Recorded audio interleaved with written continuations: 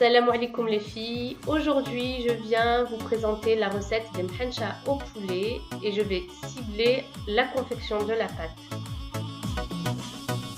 Donc vous avez la liste des ingrédients qui défile, vous pouvez les retrouver dans le lien de la description. Pour ce qui est de la farce, n'hésitez pas à être inventive et faire votre propre farce. Ici c'est juste pour avoir une idée.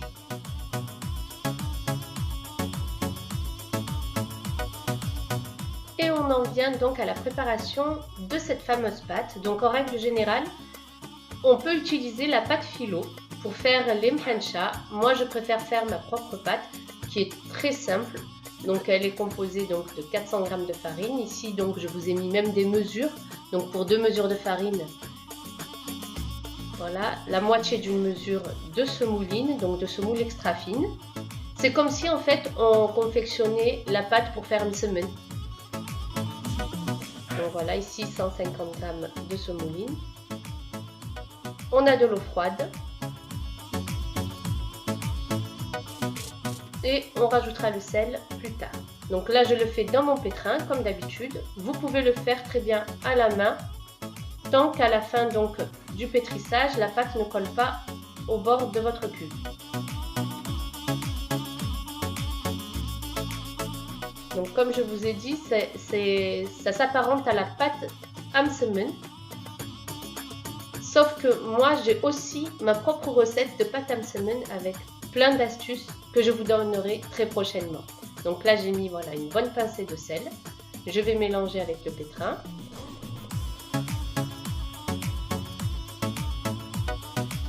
Pour ce qui est de l'eau, donc je vais mesurer tout en sachant que selon le type de farine que l'on possède, ça va plus ou moins absorber. Donc moi ici, j'ai eu besoin d'environ 350 g d'eau. Donc une mesure et 2 tiers à peu près de mesure.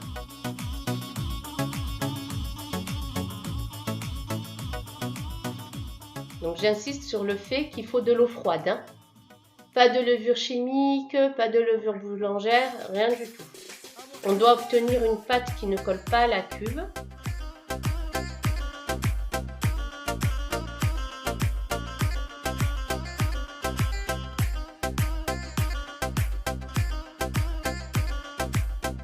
C'est vraiment voilà, la pâte pour faire le mhencha. On est voilà, la confection est très facile.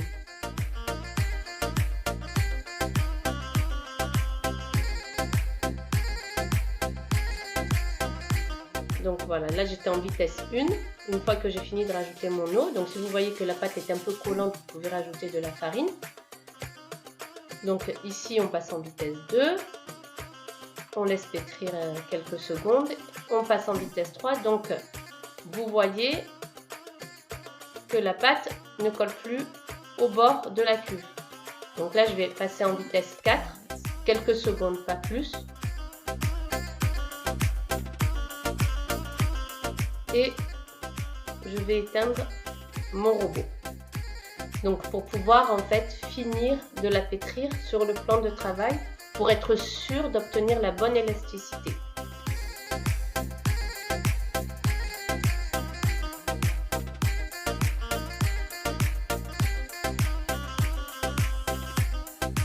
C'est vrai qu'en faisant avec la pâte philo, on a tendance à avoir la pâte des fois qui peut se déchirer.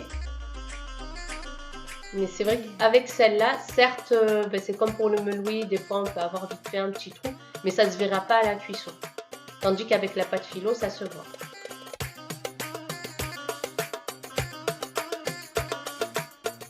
Donc là, voilà, j'ai fini vite fait de pétrir dans le pétrin. Je vais huiler ma pâte, comme d'habitude, hein, pour pas que le film alimentaire se colle à elle. Le temps de repos est justement de préparer la fameuse farce.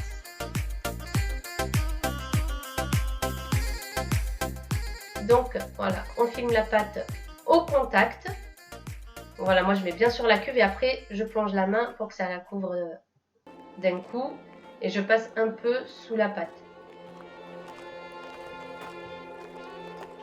Et pendant ce temps, donc quand elle reposera, on ira préparer notre farce. Ici, je récupère ma pâte. On peut constater qu'elle est assez élastique, mais je vais quand même la pétrir un peu, et justement, ça vous permettra de voir aussi comment on peut pétrir la pâte à msemen. Donc là, j'humidifie mes mains, et c'est parti. Donc je replie la pâte et je la pousse. Vous voyez comment je fais. Je prends la pâte, voilà. Je tire et je pousse. Donc là, voilà, j'ai pétri que quelques secondes hein, pour être sûr que ce soit bien élastique. Je vais huiler mes mains. Décidément, l'huile et moi. Voilà, j'huile mon plan de travail pour poser mes pâtons. Ici, j'ai pas pesé. Hein. Ça m'a fait 11 pâtons. Donc voilà, je les pose pour qu'ils puissent se reposer.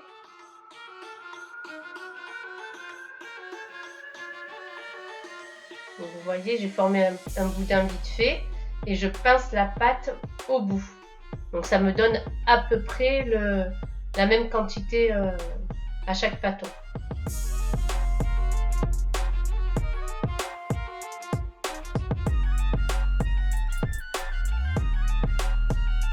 Et voilà, pour bien les arrondir, on n'hésite pas à former la boule voilà, de cette façon-là. Donc on a confectionné les pâtons, j'ai préparé la farce, du beurre fondu avec un peu d'huile et on commence à confectionner les mhancha. Donc voilà, on aplatit, donc on tire la pâte sans appuyer trop fort vers l'extérieur. Donc moi j'ai tendance, c'est peut-être un top, à retourner la pâte à chaque fois. Donc voilà, et à chaque fois on humidifie ses mains de beurre pour pouvoir bien voilà, tirer la pâte. Donc là vous voyez, donc j'ai formé un pseudo rectangle. Vous voyez où est le petit trou aussi, mais bon ça ne se verra pas à la cuisson. Pendant ce temps aussi j'ai mis le four à préchauffer hein, à 180 degrés en chaleur traditionnelle et je les ferai cuire à chaleur tournante. Donc on met un peu de fromage râpé sur la base. Donc là, j'ai mis du fromage râpé. Vous pouvez mettre des petits morceaux de fromage fondu. Le fromage fondu, justement, il est dans la farce. Je l'ai fait fondre dans la farce. Donc, comme dans la liste des ingrédients, il y a des oignons, de la coriandre et des épices. Et pour lier tout ça, j'ai cassé un œuf une fois que ça a bien refroidi. Donc, voilà, on recouvre la farce de la pâte.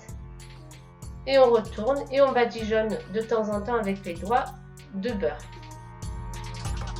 Donc de cette façon-là, je replie. Alors moi je replie, on peut ne pas replier, hein, c'est pas une obligation, mais c'est pour que je sois sûre que ça justement ça éclate pas à la cuisson. Voilà, on peut reformer la pâte à chaque fois.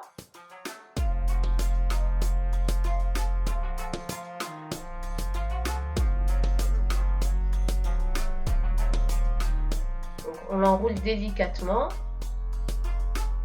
Donc tant que la pâte est bien, en fait, on peut la manipuler un peu comme on veut.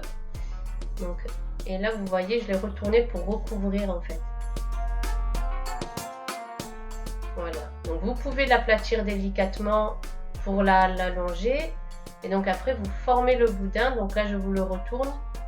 Voilà. Vous tenez le bout, l'autre bout et vous enroulez l'autre.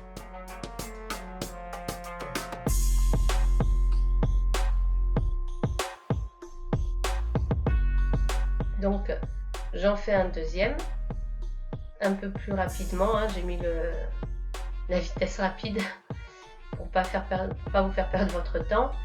Donc voilà, on arrondit la pâte, on forme un petit rectangle. Donc plus vous laissez reposer les bâtons, plus ce sera facile de manipuler la pâte. Hein. Donc on n'oublie pas de badigeonner la pâte de beurre, donc ça devient une feuille hein, concrètement ici. Et vous rajoutez le fromage à la base. Ici ça va être une cuillère à une cuillère et demie de farce. Et on replie la pâte Voilà, sur la farce.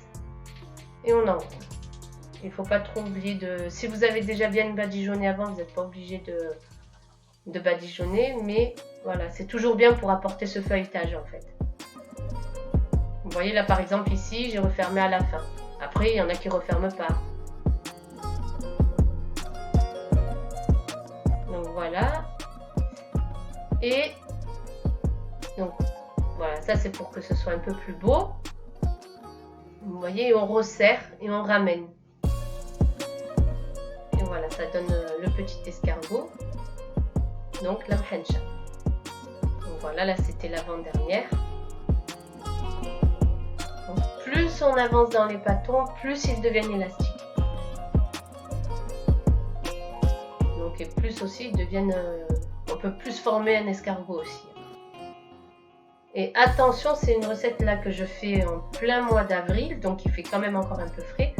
En été, la pâte elle va être élastique en quelques minutes, quoi. C'est même pas... La chaleur fait que la pâte, voilà, elle devient élastique plus rapidement.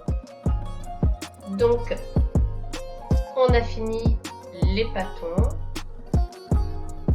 Et on va, une fois qu'ils sont terminés, les rebadigeonner de beurre.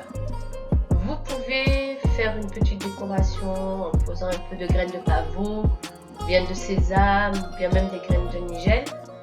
Ici, moi je vais mettre des graines de sésame.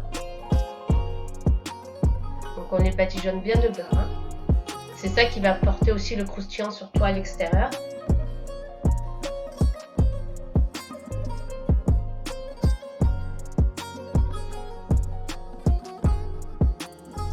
Donc voilà les graines de sésame. Et c'est vraiment en option, vous pouvez les laisser comme ça aussi. Hein. Et vous voyez l'évolution en fait, plus le pâton a reposé, plus on peut faire de serpentins plus gros en fait.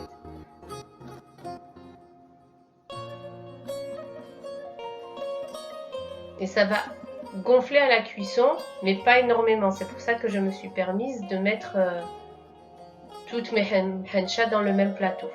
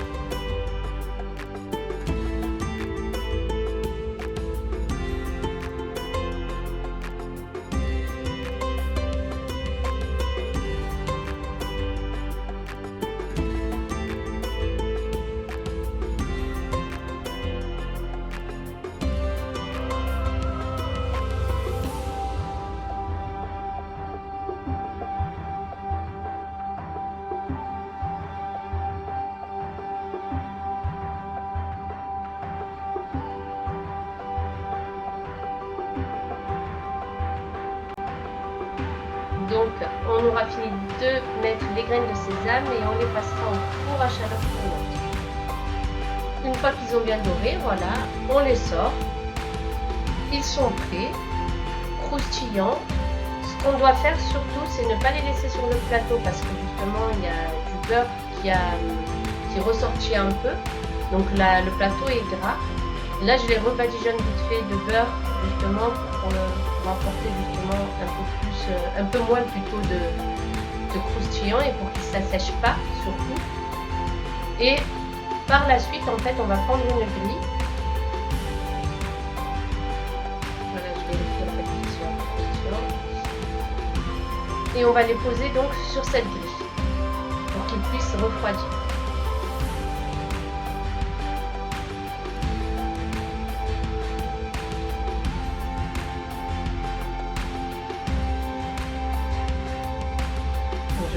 On vérifie en dessous hein, aussi que ce soit cuit. Hein.